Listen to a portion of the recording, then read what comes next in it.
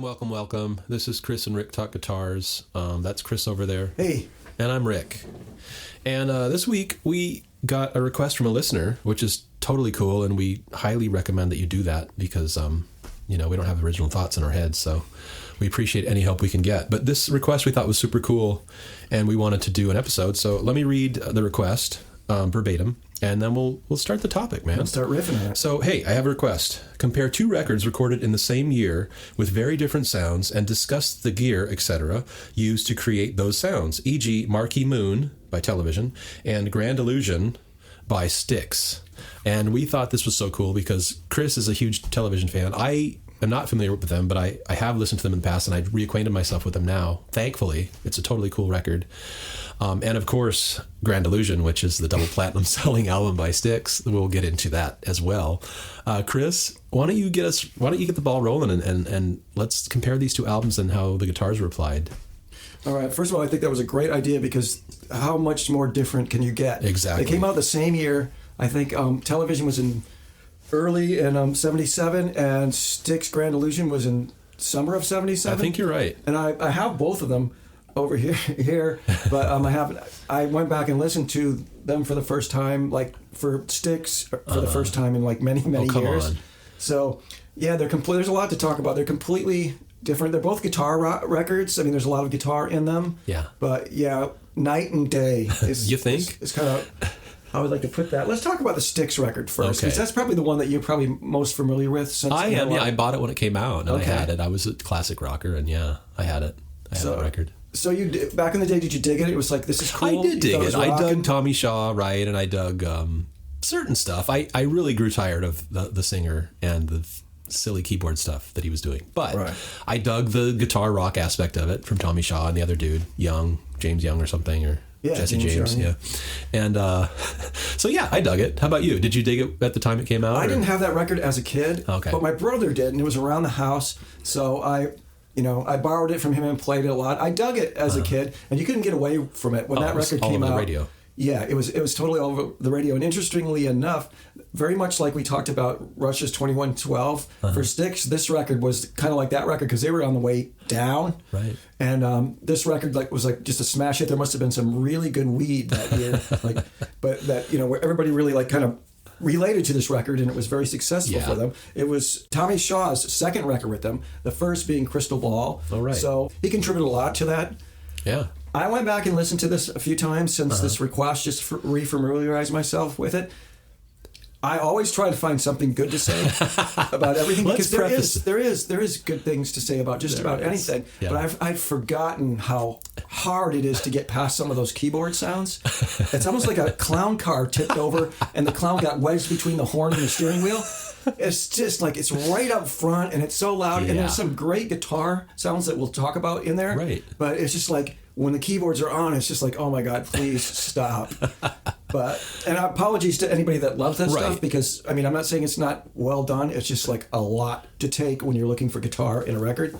Chris and I like to say that, our perspectives are really shining a light on our own imperfections as human beings. But man, I got some big we got issues, man. We got issues. But yeah, I like you. It was a few songs in, I'm like, oh my goodness, can you? Yeah.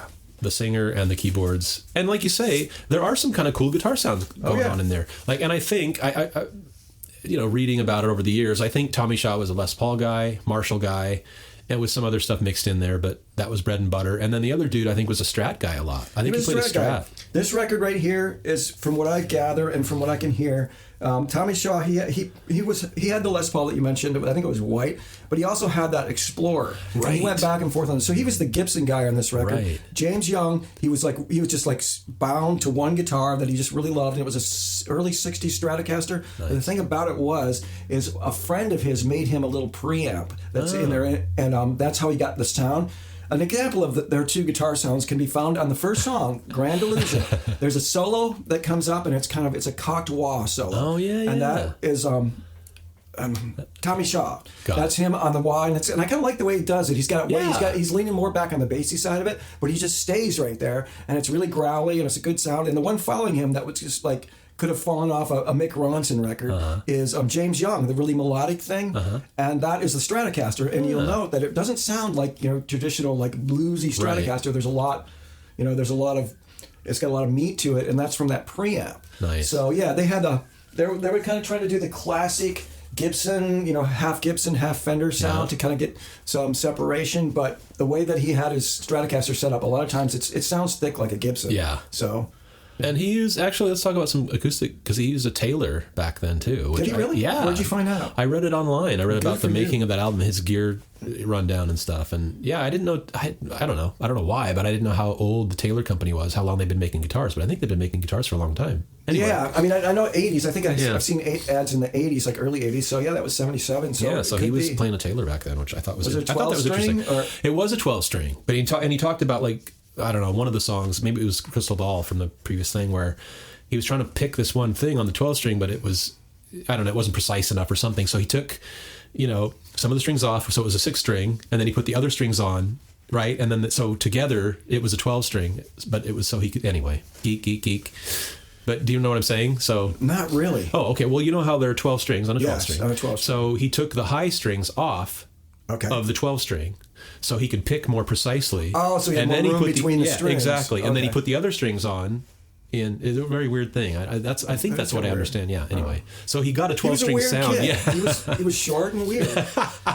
Yeah, he was a weird kid, but I don't know. I don't know the guy. Yeah, me either. But yeah. So, and again, so the differences are like the Styx album, they're a big rock band, ballads, big rock, big guitar sounds, flashy kind of 70s, arena, flashy 70s band, spaceship sounds, spaceships. Before we leave the Styx album, I have to say something about. I think that they kind of on that record, I think they kind of outsmarted themselves a little bit. Yeah. Because they have this concept record, right? Right. And it's about don't be fooled by all of the bullshit, this phony bullshit.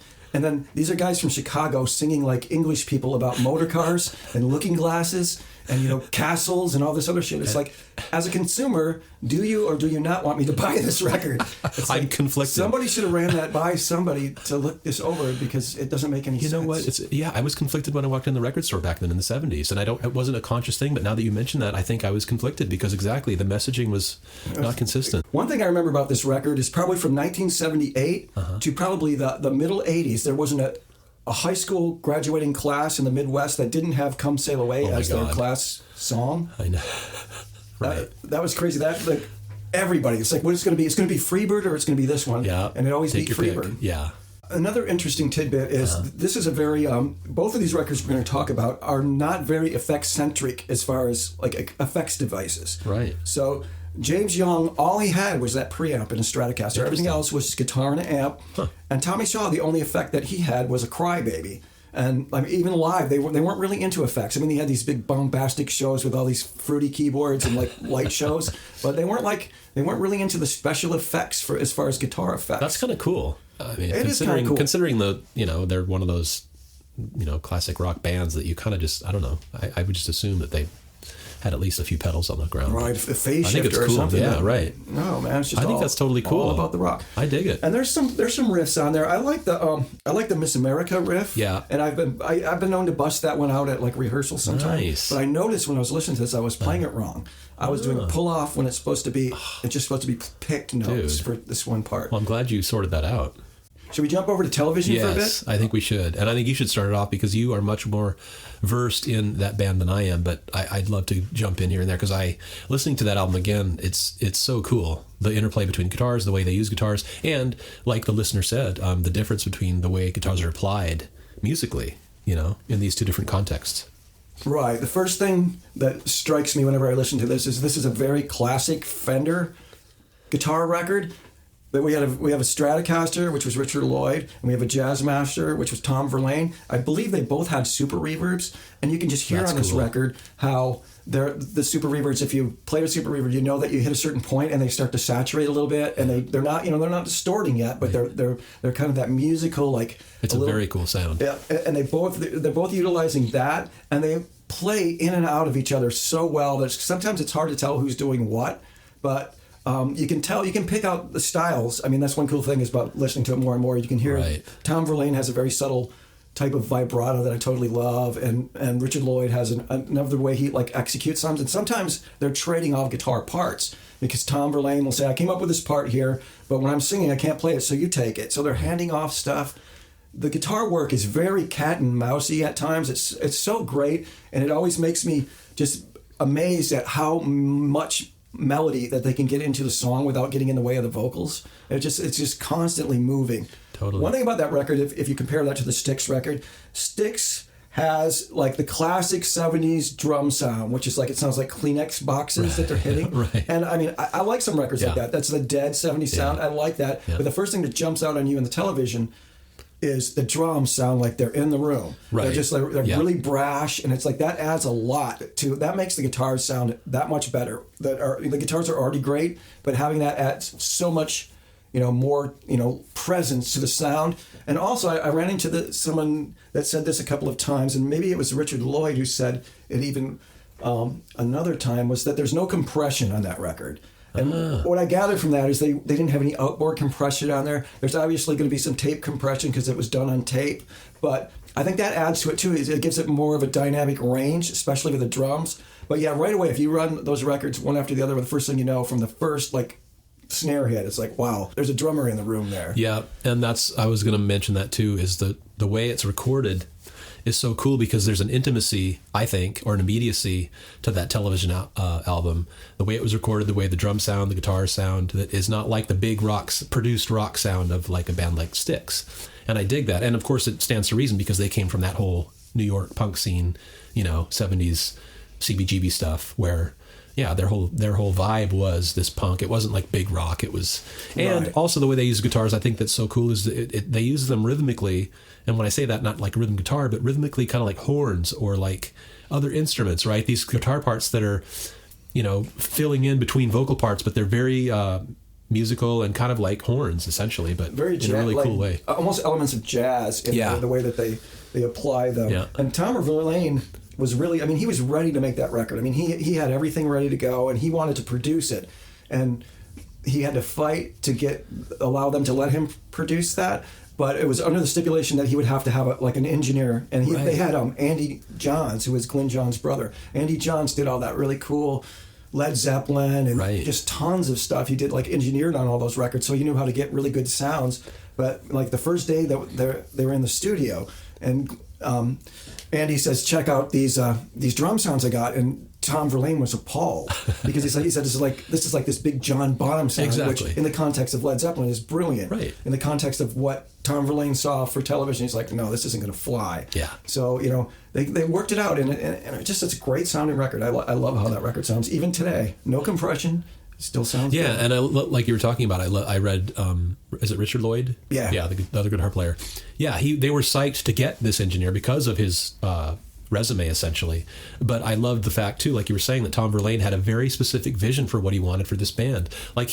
They actually refused record deals along the way because he didn't think the band was ready, right? And he didn't think they had captured the sound in his head that they wanted to capture so that they could record. And so that takes a lot of discipline too, to be you know what I mean? Like most people are like, oh yeah, you want to sign us? Cool. Right. But he's like, no, we're not ready. The Coke? There's the Coke and But I thought that was so cool because, that's not the norm. Most people want to get signed and they're like, yeah, they're chomping at the bit to get signed. And then sure enough, they sign and the record label screws them and the whole ball of wax. Right. But I thought that was really cool and it stood out. And again, like you're talking about, I thought it was cool that his stipulation was too, I want to have as much creative control over this thing as I can possibly have because it's my deal. And I think it paid off because exactly, it would be interesting to hear the album that Johns would have done had he not listened to the input from television. You know what I mean? Like, here's the bottom drum sound, what would he have done with their guitars, No, they had a vision, and they were ready to roll on that. Yeah. And it's really interesting. Like I said, it's very subtle, but just listen to the tonal differences. Like we got basically the same amps going on. We're moving the same amount of air. Yeah. But Tom Verlaine's got a little bit more hair on those. It's those totally. those jazz pickups. They both sound great. They're both killer Fender sounds, but you can use that to kind of pick him out. And I like watching live stuff from that era, on YouTube because you can hear that sound there. It's even a little bit more. Rough around the edges, but those songs are constructed in such a cool way. It's like all these parts just coming out of nowhere and kind of, running around each other, in through each other, and just they're super super complex. I bet you that record freaked out a lot of people. Oh, totally. Back then. I mean, the critics loved it. They just thought this is a great record, but I bet you a lot of your average listener was probably freaked out by what's this? Am I still high? Yeah. No. Well, and I think as we know over the years, critics and musicians again will cite this record as a really influential record because it's so cool. And I want to go back to the immediacy of the recording. I think it was really cool of Verlaine to stick to his guns because for me, when I listened to the record, I could imagine being at CBGB's listening to them in the club.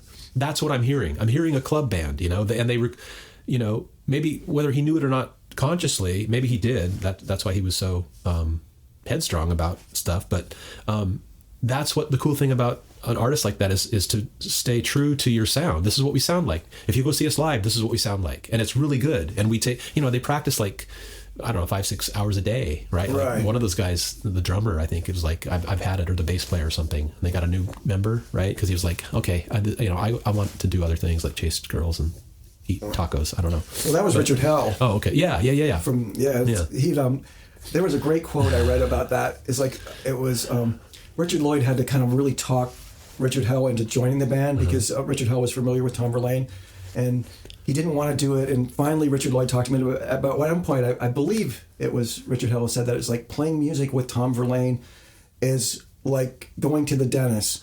Only I'd rather go to the dentist or something to that effect. So it was kind of a stormy relationship, and Richard Hell wasn't probably the caliber of bass player that Tom Verlaine wanted at the time. I mean, it's just interesting. So he was only there for a very brief time. He didn't make it on the record. There was there was some producer who did. Oh, it was Brian Eno did a demo, and I think Richard Hell was on that, and the band hated that demo. Oh, did they? Yeah.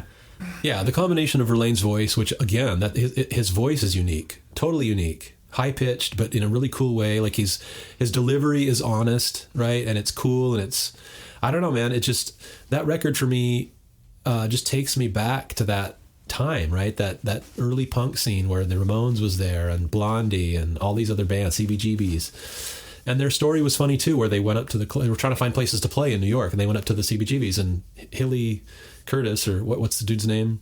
I don't know his last name. But the dude. Yeah, but anyway, he was up on the Marquee screwing around with stuff, and they're like, "Hey, what's going on?" And he gave him a tour of the place, and then that's how they kind of met him and got into that club. But yeah, I just think they're very. I'm gonna really get more into television because I'm really intrigued by the music they played and the way they did the guitars, all that stuff. Yeah. And it's interesting to see, like, those two albums came out the same year, but how different could they be in terms of musical statements and the way they applied the guitars and all that other jazz. So I think it's a really cool comparison to make. Do you have a favorite song on Styx Grand Illusion? What would be, if you had to pick what would one, be my favorite song? Favorite song you want to see? I think let me see the titles. I have the record right here. It's not Come Sail Away, by the way. Okay. I'd have to say, you know what? I mean, it's silly, but I kind of dug Fooling Yourself. I don't know why.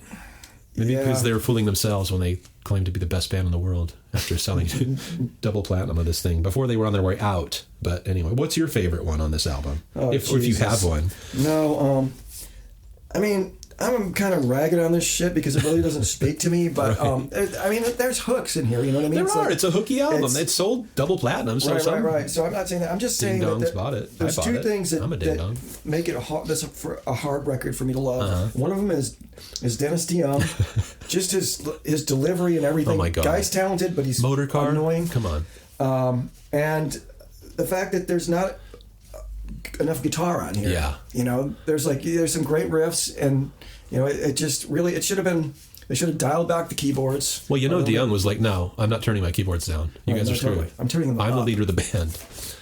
Yeah, you know, and I would have been happy if it would, you know, and at the end of Come Sail Away, if it would have just been Angels. They didn't need to be Space Angels. I mean, I didn't need that little extra, you know, I mean, no. I mean, I think they were ahead of their time, mixing Angels with Space, and I don't know. Space aliens. Angels, yeah, and they have that whole cocoon breakdown bit there with totally. all the little. Yeah. That's where you go get a beer. Yeah, that's where you get a beer. You go pay your meter, put some quarters in the meter. Well, is it Miss America? Is that your favorite song? No, I don't like Miss America. I like Sweet the riff. Blue? I don't, probably, you know what I like? I like probably Man in the Wilderness. Okay, because it's Kansas-like. Because it's Kansas-like, and I know it's Kansas this night, so now I have something that I've bonded with a song. Nice. Yeah, I mean, I loved Come Sail Away when I was a kid. It was Did you really? Yeah, you're like, oh yeah, I want to sail away. I've had it. I think it annoyed me even back then. Like, I think I'd maybe dug it when it first came out, and then it was and usually, like Stairway to Heaven, I still like that song, and that song was playing the shit out of that song, but I still dig it. When it comes, I love the guitar solo in that. Anyway, I'm digressing, but when Sail Away, it didn't take me long to go, Jesus criminy, no, I'm done with that song. And like you said, it was either that or Freebird, man, flip a coin. Yeah, and you got one or two. The travel songs. I'm either going to space, or I'm going. I'm just leaving you, song. baby. It's a road song. Yeah, it's a road song. That's right.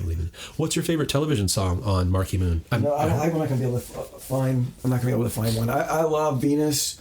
I dig Marquee Moon. I think that's a cool freaking song. Yeah, just I like them all, and it's like I like Friction. I'll have a favorite one, and then the next song will start, and I go, oh no, this is it. That's kind of the way it is. And the other thing is, I have Adventure, which was the next record, and that record kind of suffers from what I think a lot of like the Rolling Stones Goat Head Soup suffers from, that the record before it was so strong that it's always going to be in the shadow of that. Right.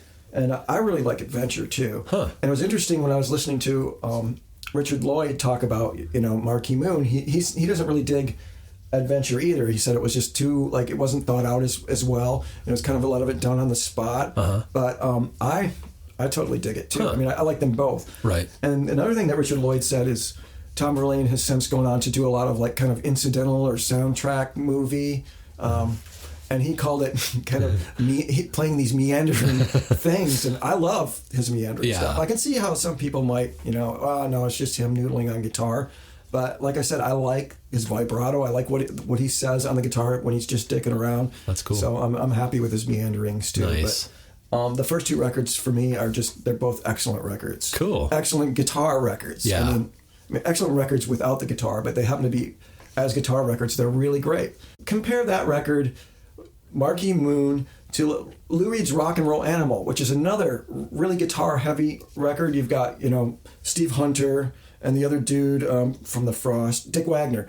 And they're just constant barrage of guitar back and forth. But it's completely different because those guys who are great, I love them, but it's more like traditional blues based, and they're weaving in and out of each other. Both of them have Phase 90s on it. That's a great 70s guitar record. This is a 70s guitar record, but it's completely different. It's like it's not like here's a solo, here's a rhythm. It's all just going over each other throughout the entire record, that all the parts are constructed like constant guitar movement. Yeah. And, it's great. I agree. And that's what struck me and drew me in was the way that they just are applying guitar in an unconventional way. They're thinking about it from a different headspace. Like Tom Verlaine, for sure, right? He was into jazz and he wanted to play horn. He thought the guitar was BS, essentially. But then when he started writing his own songs, it's like, oh, well, I guess I'll do them on guitar. But so he took that mindset from his jazz influence and, horns and stuff and applied that to the guitar. And I think it's so cool because you can see that and you hear that influence in his playing. And yeah, I really dig it. Yeah, listening to that, did that make you want to play Fender? Did you make you want to play Fender? It did me too. Oh yeah. I actually did grab my Strat one night and I was totally. And that's really why I got a Strat. Is that record and Tom Verlaine, even though he's more known for the Jazz Master, it's that sound that really, bright, really present. Well, like you're saying, the Fender amps, I love that. Like you're saying, it's not distorted, but it's this saturation that's taking place that really is this musical sweet spot for those amps and those guitars. And yeah, all throughout this record, I was just really digging that. That was like, I was conscious of hearing that and going, yeah, that's super cool because, and it was, totally identifiably Fender. The guitars and the amps and Super Reverbs are tough. I know, right? Because depending on the year, the model, and how you use it, they can take your head off and not in a good way. They can be really brash and trebly. Yeah. But I don't know if which ones, I couldn't find out that kind of information, which ones they had, but they probably, They're very musical when you get them cooking with the right, That's what I'm always amazed at. Exactly like amps like that, where I've tried some and I'm like, shit, I can't make this thing work. But then I hear other people play them and they're like, damn, they make them sound amazing. So I don't know what the deal is. I mean, I know that all amps are different, but it just seems so drastic, right? Like I bought one and it's like I bought that Vibrolux and I'm like, oh, I thought it's a Silverface, and Eric has one and it sounds great, but I couldn't make it sound good. But they're different. They vary a lot. I mean, I had a Super Reverb. It was a later 70s one. I had a Pull Master, and that was shit. Yeah. I couldn't get a good sound out of that to save my life. It made me think, Those you start thinking, ones. oh, I hate the Super Reverb. Right. But that's not the case, because I've played some other ones and other 70s ones too. Yeah. And they just have that. But I think back then I was kind of turning the bright switch on, and I was playing with a lot more treble than I should have been. Me too. If you're playing a Fender guitar, you don't really need that much treble. And if you can get it to the point where you dial that back, then you get that thing that's going on that record where it's compressing a little bit, and it just kind of like gives it that extra little sustain, but you're not anywhere near distorted. No. It's just full-bodied, like, beautiful tone. Totes. And you compare that. I mean, compare like Richard Lloyd has his, I don't know what year it was, but he has his Stratocaster on there, and think about the Grand Illusions, the outro solo or the second solo after the wah solo. Right. And they don't even sound like the same guitar at all. No. And it's not, I mean, the amp might be a little bit of it, but more it's like how that Fender is being applied. I mean, he's boosting those pickups. He's got that preamp, so it's just like the amp is seeing, a lot more guitar. Yeah. And so that starts to overdrive. Yeah. Whereas Richard Lloyd is just like making it a good volume. And you can hear that in the live stuff you see of them. You can kind of hear the room a little bit and how much those amps are pushing, and it sounds pretty cool. That's cool. That would have been great to be back. Oh, totally. I bet you they blew a bunch of people's minds. Oh, I know they did. I mean, that's what I appreciate. I appreciate musicians that are, and it's hard to do, I think anyway, to be that unique and to apply something in a way that hasn't really been done or is so different than that, I think. And I respect that. And you mentioned, that they kind of got swept along as kind of the punk movement, but it's interesting because that record did a lot better over in England. Oh, but when they right. went over there, I think a bunch of people came out to see them, and it was like people like the Sex Pistols were kind of slagging them off because they were playing solos. Right. And it's like, I remember that very, Quote. You can't play solos. This is That's punk not rock. You punk, don't really play solos. But they weren't really solos. That's the thing. Like we're saying, they're more like serving the song in some, They were parts. They were parts. like a lot of parts, and there's solos, but there's it's almost like every song is a solo all the way through. It's just a bunch of moving parts that they just really dense. And when I say dense, I don't mean layered at all, because I don't think there's any like multi-tracking on there. It's just like the space within the song has so much going on, and the guitar players are weaving in and out of each other so much that it's very dense in that way. Yeah. But like I said, it never gets in the way. You never feel like he's playing over the vocals. You can't, it's distracting. Right. It's actually the song. Yeah. And that's very cool. And Styx, they're just the 70s formula is in place by this time. Totally. I mean, are you familiar with any of the records before that? Oh yeah. Equinox, that was the one too before that, and I have that one in here too. And Crystal Ball. And Crystal Ball is the one where Tommy came on board, and then there's this one, and then the next one was Pieces of H, which I always refer to as Pieces of Shit, because I didn't even like that as a kid when I was into them. Smart kid. We went on a considerable amount about the climate in New York when television was starting. Yeah. Let's go to Chicago. Right. And you think about that climate. I mean, this is a band who has been at it for a long time. I think they had like 7 records or something before this. And they're kind of like getting a little bit jaded. They were looking for their, I think that they must have felt where they were with like synthesizer technology at that time. They must have kind of thought like, we're going to use this. We're going to take this and we're going to bring these synthesizers into art form and make something really creative and new and exciting. And it just like time is not kind to it at all, for me anyway. No, if you think about Gary Newman or Kraftwerk, they were doing the synthesizer thing, and it's like you listen to it now and it sounds like it was made a while ago, but it still sounds good. Yeah. It's not like, they weren't taking the synthesizer and trying to make like a slide whistle or whatever the hell they were doing. Some of those sounds like your core, like just like we got like lutes and all this other shit going on. I can't articulate it specifically enough, but I totally hear what you're saying. I think when people used keyboard technology to make sounds that they knew weren't going to sound organic, but at least they didn't try to make them sound weird and fruity like the Young stuff, they hit this sweet spot where it's like, I know that's not a wind instrument or something, but it sounds cool the way they're doing it. because they're not trying to go over the top and do the slide whistle thing. I totally hear what you're saying. It's the way they applied it, and it's a tricky situation. But I think DeYoung missed the boat on that. Well, I can't honestly say that, I think they should have done this or that. I mean, then that record wouldn't be that record, and it needs to be that record. It needs to be that bombastic, over-the-top stuff for it to exist as that record. I'm glad it does exist as that record. For us, like Styx kind of rock was the thing. That was what they were playing on the radio. That's what, their cover bands were playing it, and all that. That was kind of the music of our time. But you're right. Some of it holds up, and some of it is like, is a big grand illusion. Exactly. Don't be fooled. Don't be fooled. I'm not fooled now. I was fooled then. Hey, I'm not fooling myself right now, okay? Yeah. I'm being real. But hey, I want to thank the listener for this topic. I think this could be good going forward, too. We could pick other albums and pick them apart for guitar, the way the guitar was applied and the guitar tones. But I thought this was really cool because it made me revisit Television for one thing, and also Grand Illusion. I haven't listened to that album in ages. Yeah, thankfully, but it's still there. It's still there. You can still listen. Unbelievably, to it. You can see it on YouTube. Yeah. Any closing thoughts, Chris, on this topic? No, just I would agree. I like talking about guitar as it relates to records, and I like revisiting things like this. Yeah. I mean, I dug out my Styx record. I love it, and I'll keep it on the table for a while here. I might spin it a few more times. Yeah, really. Okay. No. I might go back for Equinox. That was the first one. Yeah. That has that song about pot on it, which is nice. light up. There you go. So right. Potcore is always good. Potcore, yeah, I did. Vintage potcore. All right. Well, as always, just want to thank you guys for listening to this show. We appreciate it tons. Go like us on social media. Give us good ratings on iTunes and Spotify and Stitcher and all that good stuff. And many more to come. Signing off. This is Rick. Thank you so much for listening. We'll see you later.